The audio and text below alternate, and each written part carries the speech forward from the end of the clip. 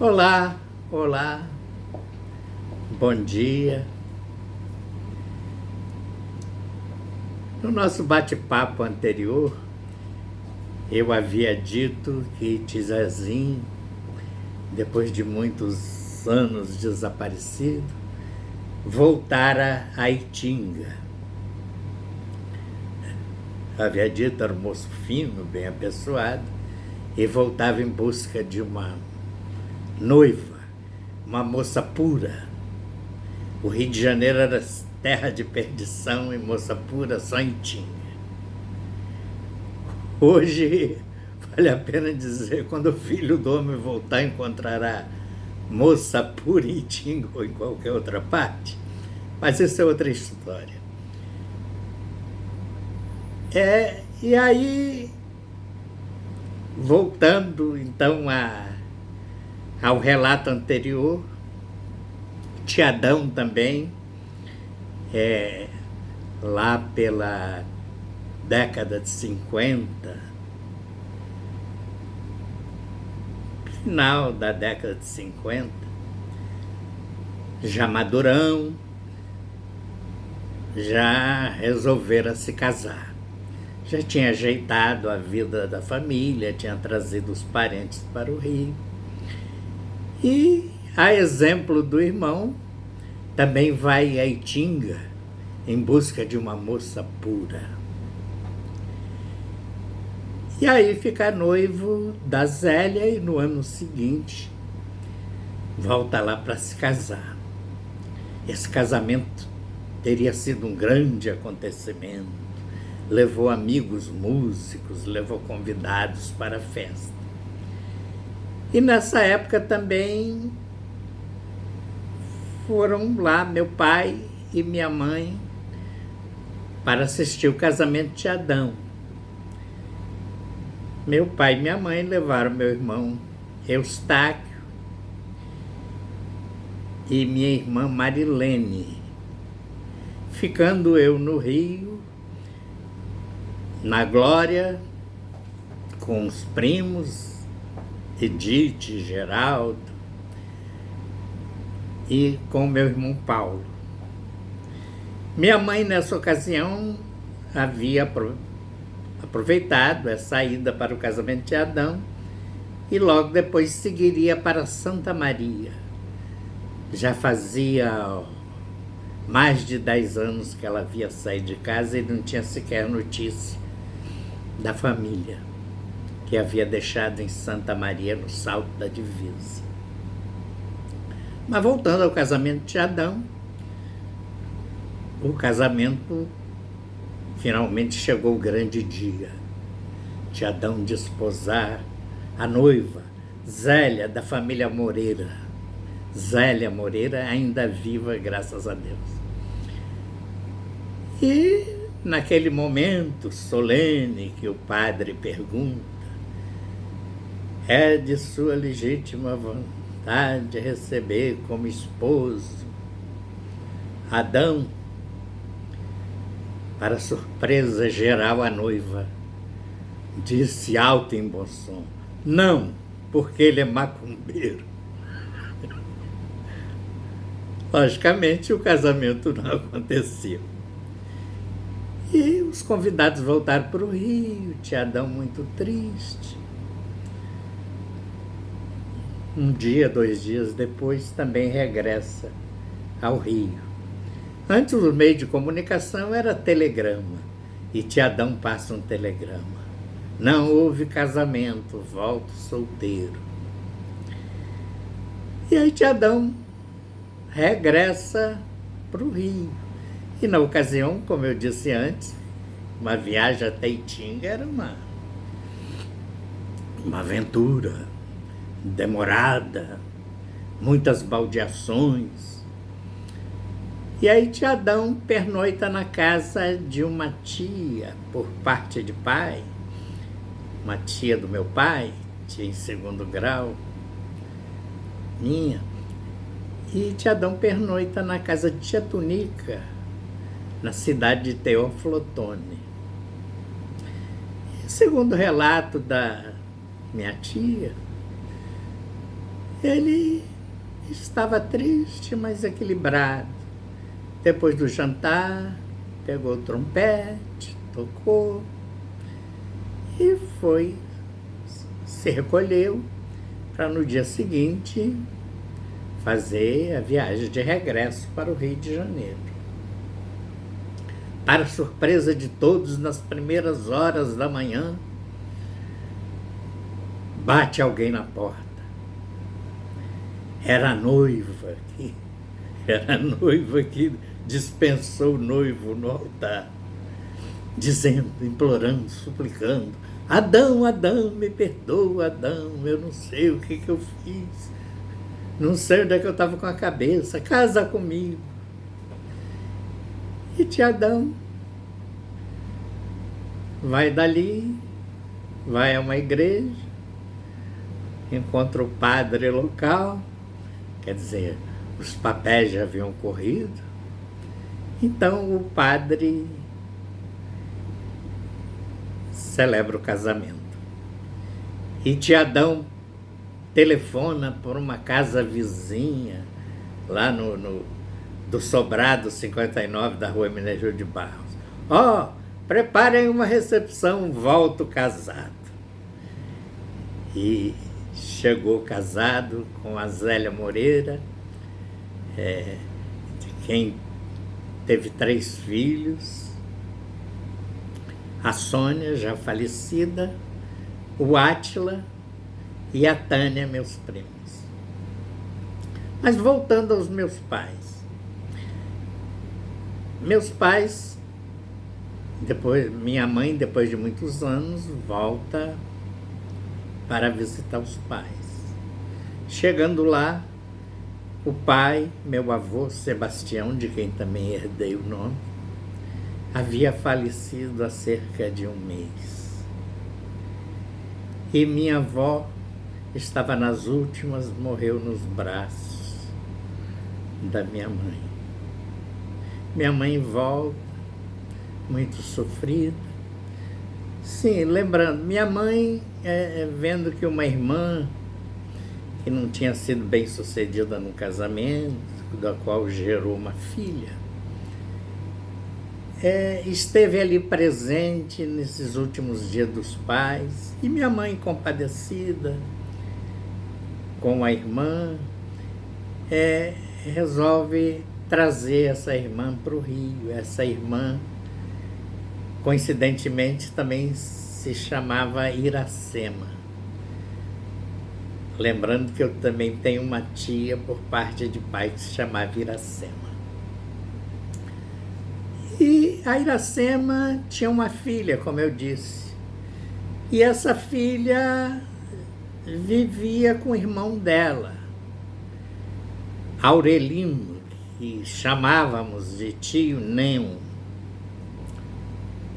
Iracema veio para o Rio com os meus pais. Iracema veio para o Rio, deixando a filha lá, com o tio Nemo, que vivia com uma mulher chamada Ingraça. Ingraça, nome engraçado. E Iracema veio para o Rio, ficou uns tempos na casa dos meus pais e depois arranjou um emprego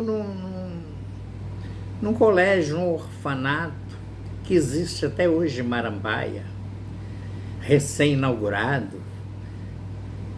Foi inaugurado em 1955, se não me engano. Chamado Casa das Meninas, Lar de Humaitá, Casa das Meninas, que existe até hoje, prestando um serviço para aquela comunidade. Iracema vai trabalhar nesse colégio, Casa das Meninas, nesse orfanato. E lá conhece um moço chamado Adalberto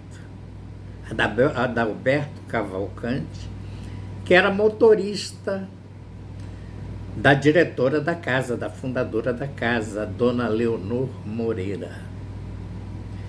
E ali se namoram e Dona Leonor promove aquele casamento do motorista com a empregada. E desse casamento geram também 3 filhos. Roberto, Terezinha e Selma. E aí, hoje, Adalberto e Iracema já são falecidos e deixam esses 3 filhos. Para surpresa, passado um tempo, quem aparece na casa da Iracema? O tio Neu. E aí a Iracema pergunta, e minha filha? Ah, ficou lá com a mulher. Ô rapaz, por que você não trouxe a minha filha? Volta lá, dê o dinheiro da passagem a ele para ele voltar. Chegando lá, nem sombra mais da mulher e da filha de Iracema, que ficou desaparecida todos esses anos. Com certeza foi o grande sofrimento dela toda a vida. Iracema já é falecida, como também o Adalberto. E Iracema viveu toda a vida à procura, em busca dessa filha. Mas na época, os meios de comunicações não colaboravam. Parece que anos depois, com o advento das redes sociais, essa filha foi encontrada. Mas dizendo, não quero saber dessa mulher que me abandonou, não considero como minha mãe. Injustiça, porque Iracema passou a vida à procura dessa filha. E eu gostaria, nesse momento, num resgate dessa história, fazer justiça a Iracema. Ela nunca esqueceu dessa filha, procurou a vida toda essa menina. E com certeza morreu com essa frustração, com essa tristeza. Mas voltando à minha família. Os meus pais, era exatamente 1957, o meu pai tem um desentendimento com uma pessoa e num choque, nesse desentendimento, nessa discussão, meu pai foi assassinado. Era exatamente dia 27 de setembro de 1957. Eu estava prestes a fazer 10 anos, a completar 10 anos. Meu irmão já tinha 11 anos. E ficamos órfãos. Eu e mais 5 irmãos. Sendo que o mais velho com 11, eu com 10, as gêmeas com 7, o Paulo com 5, e o mais novo, o Juca, com apenas 6 meses. E aí a vida não foi fácil para nós. Nessa ocasião, a minha mãe, ao tomar conhecimento da causa que gerou essa tragédia, minha mãe ficou muito revoltada. Parece que meu pai disputava uma mulher com esse assassino, essa pessoa que veio assassinar. E minha mãe ficou revoltada. E nessa revolta, ela cai nos braços do primeiro que aparece.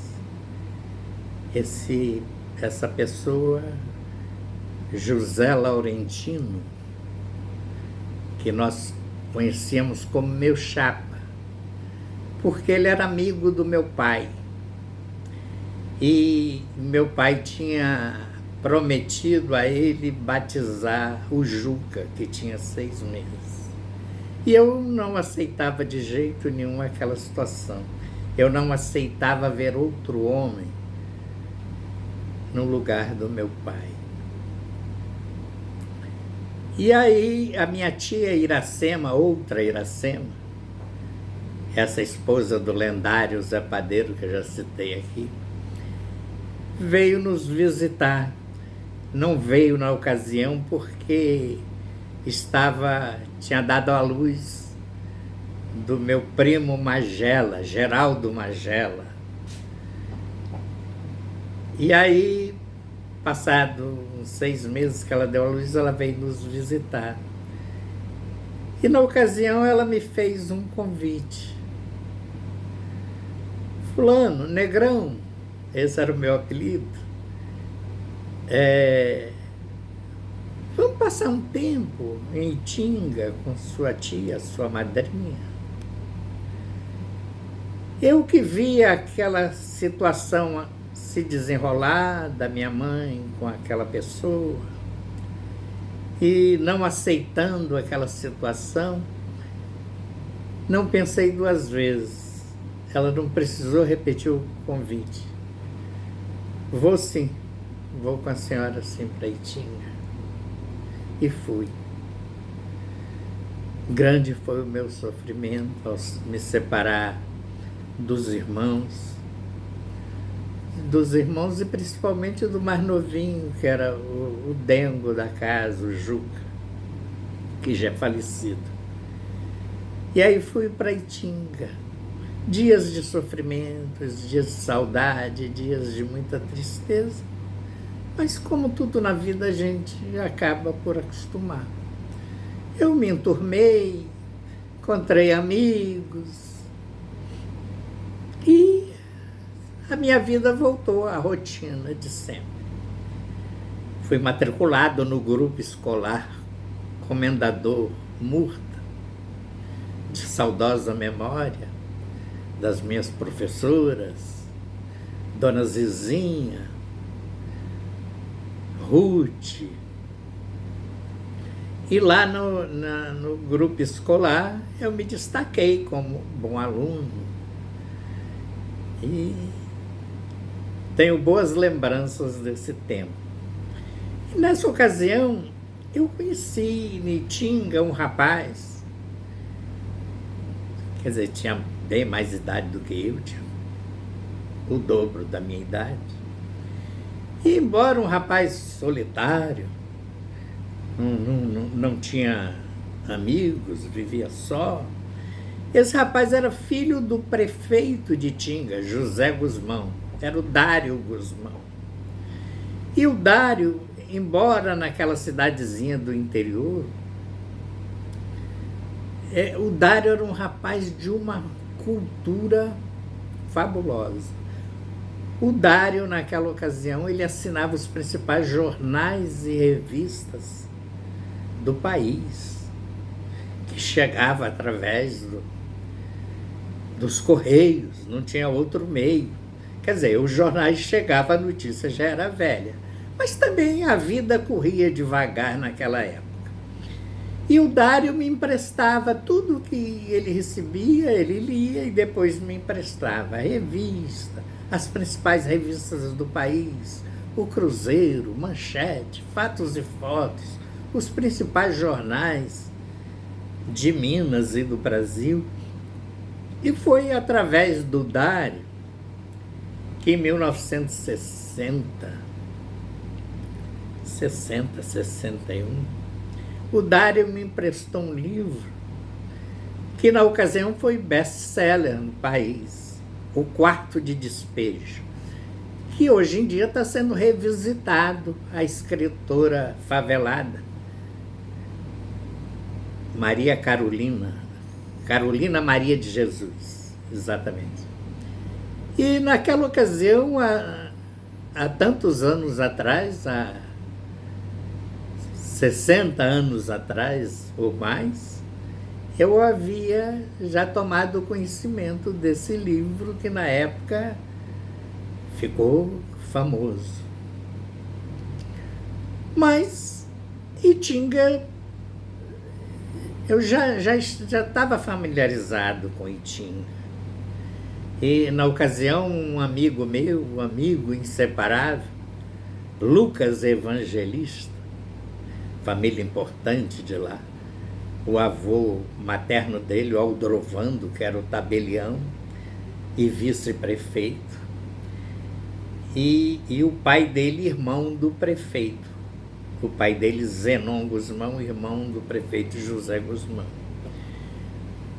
Anos depois, eu já de volta para o Rio de Janeiro, a minha tia fez voltar para o Rio, alegando que lá em Itinga, depois do 4º ano primário, não tinha mais o que fazer, só aprendia o que não prestava.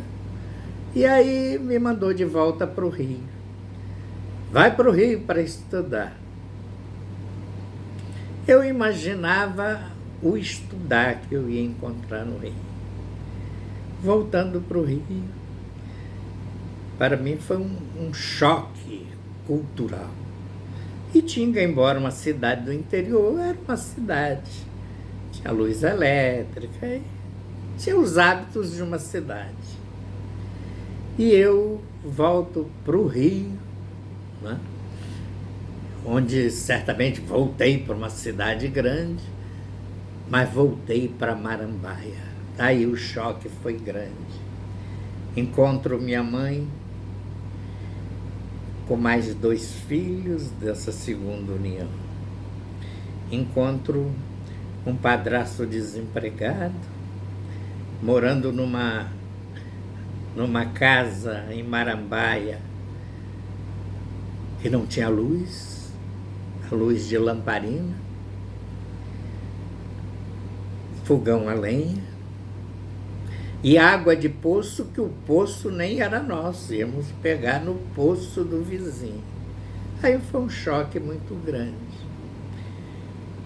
E a minha mãe tinha conhecido um alfaiate que estabelecera lá no bairro de Vista Alegre, na época conhecido como Gambá.